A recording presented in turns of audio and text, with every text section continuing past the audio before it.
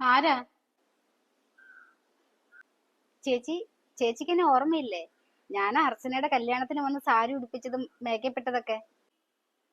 ഓ, അത് നീയായിരുന്നോ? കല്യാണത്തിന്റെ തിരക്കായതുകൊണ്ടേ അങ്ങ് ശ്രദ്ധിക്കാൻ പറ്റിയില്ല. അല്ല, നീ എന്താ ഇവിടെ? ഇവിടെ ഇനിയിപ്പോ ആർക്കും സാരി ഉടുപ്പിക്കാനും മേക്കപ്പ് ഇടാനൊന്നും ഇല്ലല്ലോ. അയ്യോ ചേച്ചി, ഞാനിവിടെ ആർക്കും സാരി ഉടുപ്പിക്കാനും മേക്കപ്പ് ഇടാനൊന്നും വന്നതല്ല. ഞാൻ എന്റെ പൈസ വാങ്ങാൻ വന്നതാ. പൈസയോ? ഏത് പൈസ? അത് ശരി. അപ്പൊ അർച്ചനയൊന്നും പറഞ്ഞില്ലായിരുന്നോ ചേച്ചിയോട്? അന്ന് മേക്കപ്പ് ഇട്ടതിന്റെ പൈസ ഒന്നും തന്നില്ലായിരുന്നോ? കല്യാണം കഴിഞ്ഞതിന്റെ പിറ്റേ ദിവസം തരാന്ന് ആള് പറഞ്ഞിരുന്നതേ. പിറ്റേ ദിവസം ഞാൻ വരാനിരുന്നതാ, പക്ഷെ പനി പിടിച്ച് 2 ദിവസം കിടപ്പിലായിപ്പോയി, അതാ താമസിച്ചേ. അയ്യോ, അവള് പൈസ തന്നില്ലായിരുന്നോ? ഞാനത് അറിഞ്ഞില്ല. അവളിവിടെ എന്നെ പൈസ ഒന്നും ഏൽപ്പിച്ചിട്ടില്ലല്ലോ. പിന്നെ അവള് കല്യാണം കഴിഞ്ഞതിന്റെ പിറ്റേ ദിവസം UK പോയി. ആണോ? അയ്യോ, അത് ഞാൻ അറിഞ്ഞില്ല ചേച്ചി. ചിലപ്പോ അതായിരിക്കും ഞാൻ അർച്ചനേനെ വിളിച്ചിട്ട് കോള് കണക്ട് ആവാത്തെ. ചേച്ചിയുടെ മോളല്ലേ അർച്ചന, ചേച്ചി തന്നാലും മതി. എത്രയാ? 32,000. 32,000 രൂപയോ? ഒരു സാരി ഉടുപ്പിച്ച് ഇച്ചിരി പൗഡർ ഇടുന്നതിന് 32,000 രൂപയോ? ചേച്ചി, ഒരു സാരി ഉടുപ്പിച്ചതിനല്ല 32,000 രൂപ. അർച്ചന കല്യാണത്തിന് മുന്നേ ബ്യൂട്ടി പാർലറിൽ വന്നിട്ട് facial, pedicure, manicure, haircut, spa അങ്ങനത്തെ കാര്യങ്ങളൊക്കെ ചെയ്തിട്ടുണ്ടായിരുന്നു. പിന്നെ മേക്കപ്പ് ഇട്ടതും സാരി ഉടുപ്പിച്ചതും എല്ലാം കൂടെ ചേർത്തിട്ടാ 32,000 രൂപ. എല്ലാം കൂടെ ഒരുമിച്ച് കല്യാണത്തിന്റെ പിറ്റേ ദിവസം തരാന്ന് വാക്ക് പറഞ്ഞത് കൊണ്ടാണ് ഞാൻ സമ്മതിച്ചത്.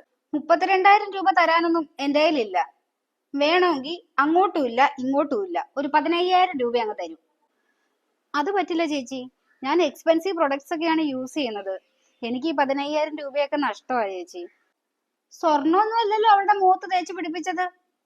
32,000 രൂപയൊന്നും തരാൻ പറ്റില്ല. 15,000 രൂപയാണെങ്കിൽ ഇപ്പൊ ക്യാഷ് എടുത്തിട്ട് വരും. ചേച്ചി, ഞാൻ അർച്ചനയോട് നേരത്തെ എമൗണ്ടും കാര്യങ്ങളൊക്കെ പറഞ്ഞിട്ടുണ്ടായിരുന്നു. ആൾക്കത് ഓക്കെ ആയിരുന്നു.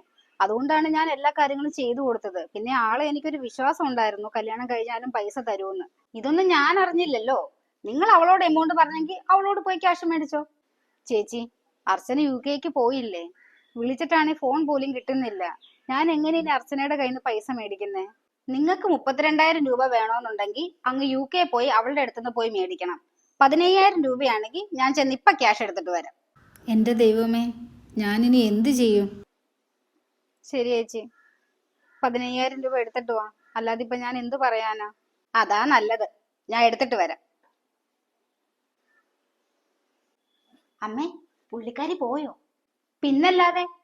നീ ഇപ്പൊ കണ്ടില്ലേ, 32,000 രൂപയെന്ന് 15,000-ൽ ഞാൻ ഒതുക്കി തീർത്തത്. ഇങ്ങനെ വേണം ജീവിക്കാൻ. അമ്മയുടെ ബുദ്ധി അപാരം തന്നെ.